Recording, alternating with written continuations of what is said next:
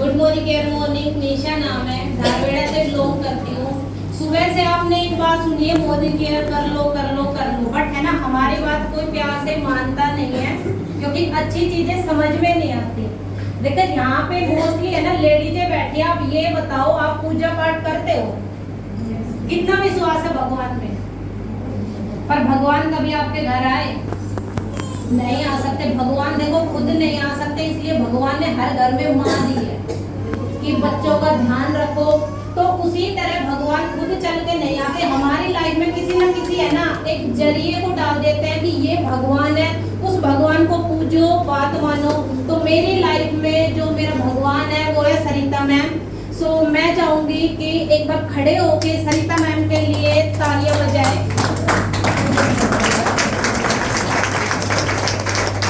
भगवान है ना, अब भगवान किसी को जल्दी मिल जाते हैं, किसी को लेट मिलते हैं। और मैं सभी से रिक्वेस्ट करूंगी जब जाओ ना तो सरिता मैम को टच करके जाना, क्या पता आपकी भी बुद्धि घूम जाए और आप भी ये बिजनेस करने को रेडी हो जाए। मैं ये बात इसलिए बोल रही हूँ, देखो आप सब समझदार हो, बट यहाँ पे आए हो ना तो हम लोगों को देख रहे हो कि किसी को 1 साल 1.5 साल किसी ने गाड़ी ले ली, कोई 70,000 1 लाख, मैडम 3 लाख ले रही है। पर वो कैसे ले रही है? जब यहाँ पे होते हो ना तो आप चार्ज हो जाते हो, और घर जाते जैसे हस्बैंड की बात सुनते हो, सास के ताने सुनते हो, बच्चे बोलते हैं मम्मी रहने देना, तो हम डिमोटिव हो जाते हैं और हम बोलते हैं कि रहने दे, जैसे दाल रोटी मिल रही थी ना वैसे ही है मैम, मैं तो सिर्फ अपने घर का सामान ही चेंज करूंगी। और आपको नहीं पता जब आप ये बोलते हो ना तो आप अपना ही घाटा खा लेते हो। तो यहाँ से अगर आप चार्ज होके जा रहे हो ना तो घर बैठ के प्लीज, यहाँ पे पार्लाबाज में हमारा पहला इवेंट है, मोस्टली हाउसवाइफ बैठी है, तो अपने घर जाके ये डिसीजन लेना कि आगे जो एक सिंपल सी हाउसवाइफ आई थी ना, बिल्कुल सिंपल सी, प्रीति मैम ने बताया था 4 हाथ नहीं है, बट उन्होंने यहाँ से फ्रॉक्स गाड़ी अपने हस्बैंड को गिफ्ट की। सास ससुर खुश हुए कि जो बेटा नहीं कर सकता है वो बहू ने करके दिखाए। यहाँ पे बहुत से एग्जाम्पल है, ममता मैम का लिया गया था 21 साल की लड़की ने। देखो लड़के भी ये चाहते हैं कि मेरी शादी होगी ना तो गाड़ी आएगी, बट यहाँ से ममता जी ने ये एग्जाम्पल क्रिएट किया कि लड़की होकर अपने पापा को गाड़ी गिफ्ट की है, पापा ने उसको सपोर्ट किया। स्टार्टिंग में कोई नहीं करता, स्टार्टिंग में आपको खुद हिम्मत करनी पड़ती है। ऐसे ही जब मैं मेरे घर आई थी ना तो मेरे को भी हेल्थ इशू थे, 6 महीने यहाँ से मैंने सप्लीमेंट लेना स्टार्ट किया, और 6 महीने बाद जब मेरे को 4700 का सामान फ्री मिला ना तो मैंने 6 महीने बाद मैम से पूछा था कि मैम पैसे तो मैं पहले भी कमा रही थी, बुटीक रन कर रही थी 10 साल से, अच्छी इनकम ले रही थी, अपने सपने पूरे कर रही थी, 8 बहनें हैं, मैं सबसे छोटी हूँ, बट जो 25-30 हजार मैं ले रही हूँ ना उसमें मुझे गुजारा नहीं हो रहा। जिम्मेदारियां बढ़ गई थी, सभी बहनों की शादी हो चुकी थी, मेरे साथ मेरे पापा रहते हैं, तो जब 4700 का फ्री मिला ना तो उसमें भी मैंने सप्लीमेंट ही लिया था कि मैम मुझे सप्लीमेंट दे दो।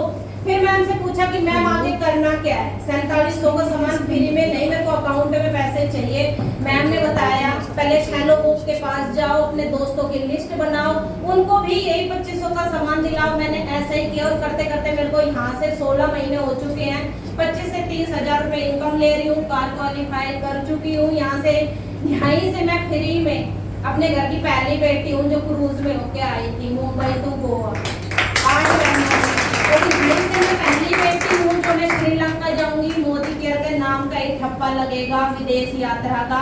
तो मैं सभी से रिक्वेस्ट करती हूँ कि हस्बैंड पापा अगर हमें परमिशन ना देना तो हम एक अच्छा काम कर रहे हैं, हम किसी को जॉब नहीं दे सकते, बट इस काम में हम सबको जॉब दे सकते हैं, अपने साथ लेके चल सकते हैं, जो उनके सपने हैं वो सपने पूरे करने में उनकी हेल्प कर सकते हैं। तो जिनके भी साथ आए हो ना उनसे पूछो कि आगे करना क्या है, दोस्तों की लिस्ट बनाओ और काम करना स्टार्ट करो। Thank you so much Sarita ma'am जो आपने मुझे ये प्लेटफॉर्म दिया। Thank you BL sir, Manjeet sir, Alok sir और हमारे महागुरु तरुण बजाज सर। मेरे को है ना उनकी एक बात हमेशा याद रहती है और मैं आप लोगों के माइंड में भी डालना चाहती हूँ। जो 30 साल से कम उम्र में है ना और तेरी शादी हो गई तो भी वो ये सोचता है कि मैं अपने बच्चों के लिए करूं, बच्चों के लिए करूं। पर जो पीछे आप मम्मी पापा छोड़ के आ चुके, क्या आपके हस्बैंड या ससुर आपको परमिशन दे देंगे कि आप अपनी सैलरी का 50% घर दे आओ? नहीं देंगे ना, चाहे आप कितना ही कमा लो, रहना वो भाई पे है।